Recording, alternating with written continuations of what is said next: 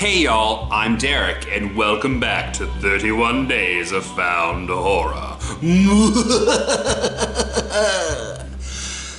So if you watched the channel update that I put out a few weeks ago, you know that I had specific rules for this project. One of which was that the movies had to be at least 30 minutes long. I wanted the film to be at least a two-reeler so that we could see if the shorter films would fall into the same pitfalls as the longer films. You know, like they have bad storytelling problems, they go into third person, they lag. So I thought 30 minutes would be a good little marker. Well, this is actually getting close to that 30-minute mark. It's 34 minutes long, and it is called The Secluded House. So, will this be a gentle romp in the park or another found footage nightmare? Let's get started.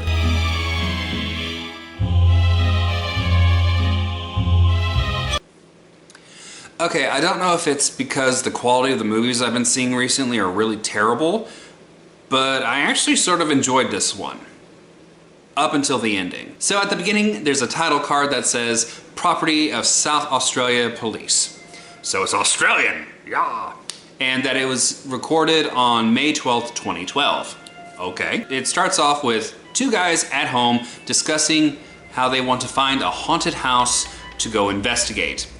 Because kids nowadays need hobbies. They haven't had much luck finding a haunted house in South Australia, but they do find one. And nobody will tell them the address or how to get there because they're all like, just stay away, just walk away. And they make sure to bring up the fact that there are no murders recorded at this place, it's just haunted. That's actually a little bit scarier because that would mean it's an elemental haunting. For those of you who don't know, an elemental is a form of spirit that lives in a certain area and it's very malevolent. Then they're driving, they go pick up their friends, and they're driving some more and they're going way out of town. And they're going down dirt roads. It actually sort of reminded me of driving through Joshua Tree National Park, which is one of my favorite places to visit. If there was a reason for me to go back to California, it would be specifically for the national parks. If they're still around. And they finally get to the house, and on the ground by the house, they find a bone. Ooh! They go into the house, and the use of the term house is very loose here. It's more of like ruins, like a burnt out ruin. But you know what? It's so haunted, people have been able to go there and paint graffiti for hours, because there's graffiti on every single surface that's still standing. And there's also trees growing in certain rooms, which I thought was really cool. That sort of added to the dereliction and the seclusion of the place. So they're walking and they're talking, and one person says, "You hear that?" No, I didn't.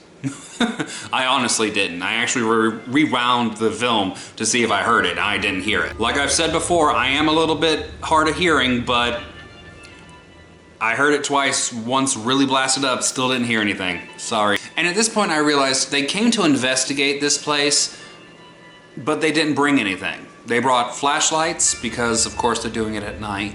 They brought flashlights and one camera. And then at one point, the camera guy swears he sees something just fly across the screen. And we don't see it. And one guy goes to investigate, and they realize they're missing a member of their party.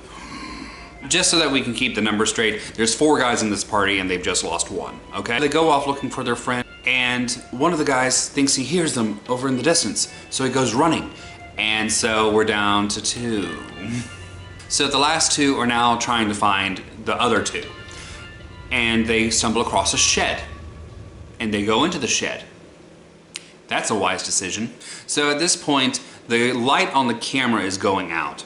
So they turn on the flashlight and they go into the shed, and the guy with the flashlight immediately falls into a cellar. So we're in complete darkness. The guy with the camera turns on his light. It's not completely out yet, but he was trying to save energy. And he sees that there's some stairs that they totally missed. So we hear the guy with the flashlight who's down in the cellar, but we don't see him. So I'm like, oh, okay. It set itself up to be like, oh, they're being picked off one by one, and now the camera guy's gonna go.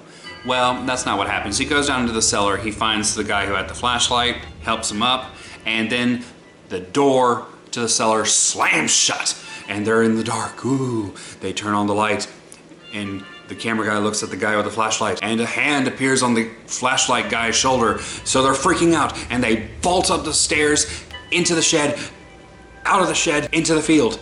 They don't know what happened, and they switch positions. The guy who had the flashlight gives the flashlight to the camera guy gives the camera to the flashlight guy, so they've switched now.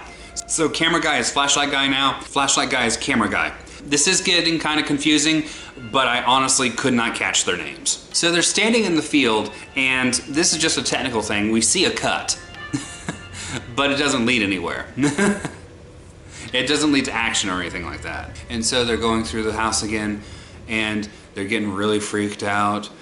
And then they find one of their friends, so they're up to 3 now, yay! And the friend they found says, the other guy is in another shed. Thanks for saving me, but your friend is in another shed.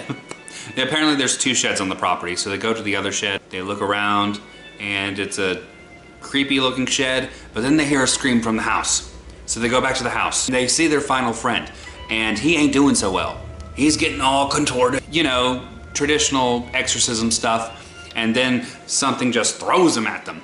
They drop the camera, they pick up their friend, they pick up the camera, they're nope out of there. They get to the car starts, they drive away, and they're on the road, and then the movie just stops and we get a title card saying that 24 hours later, the boys never showed up home. They started a search, they found the car on a derelict road, they found the camera in the back, and the footage led them to this house. They couldn't find anything at the house, but they just closed off the house to the public. And that's the end of the movie. Honestly, the end of the movie was a bit of a cop-out. They could have shown us what happened to the boys. It's such a double-edged sword, really. Why are you filming some things but not the other? Here's a tip.